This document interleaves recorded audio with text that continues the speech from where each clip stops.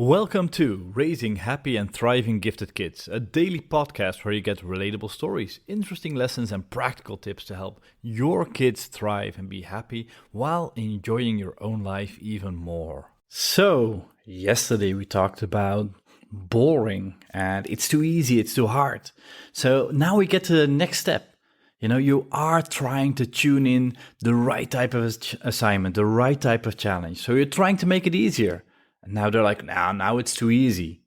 And you try to make it harder. And no, now it's too hard. You try to make it easier. Now it's too easy. You try to make it harder. Now it's too hard. I don't think I've ever had the response, the perfect challenge level for me. So what's going on here? I call this a lack of frustration tolerance. You see, everyone has a bandwidth of tolerance for frustration. When things get a bit too hard, you deal with them. When things get a bit too easy, you deal with them. You simply persevere. But the tricky thing is, if no one has ever asked you to persevere, you don't learn how to. I asked a gifted kid, what would you say is learning? And you know what his reply was? His reply was, I look at the book, a couple of seconds, I make the test, and I get an A+.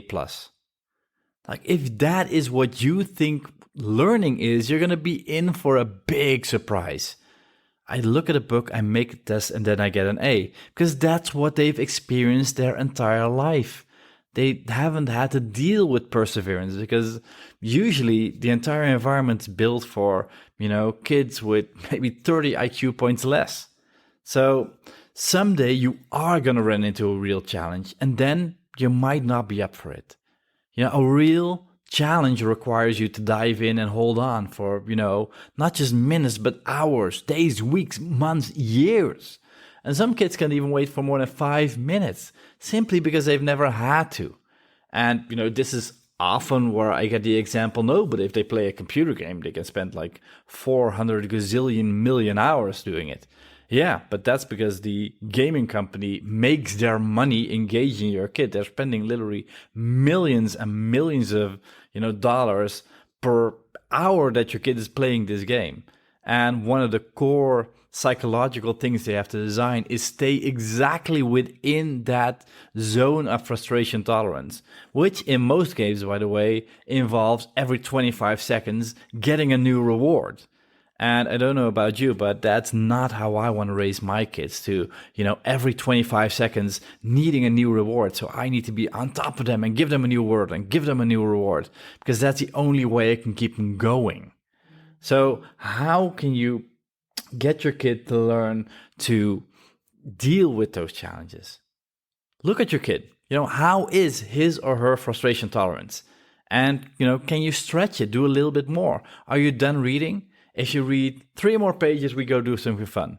If you're ready to quit the piano, finish this lesson you're stuck on. And, after you're done with this lesson, then you can pick a new instrument. Stretch yourself, help your kids stretch, and share your stories about, how you got stuck. It's the best thing you can do for their future. So look at their frustration tolerance. Maybe even, have them listen to this episode and discuss it. Discuss the theory of frustration tolerance and see how you can stretch it a little bit. It's the best thing you can do for yourself and it's the best thing you can do for their future. If you liked this episode of Raising Happy and Thriving Kids, don't forget to subscribe to the podcast in your favorite podcast software. And if you want to dive deeply into all the things you can do to help your kids thrive, be happier while making your own life more enjoyable, go to smartparentingsecrets.com where you can get free additional training. Hope you enjoyed this episode, and as always, bring out the best in yourself and each other.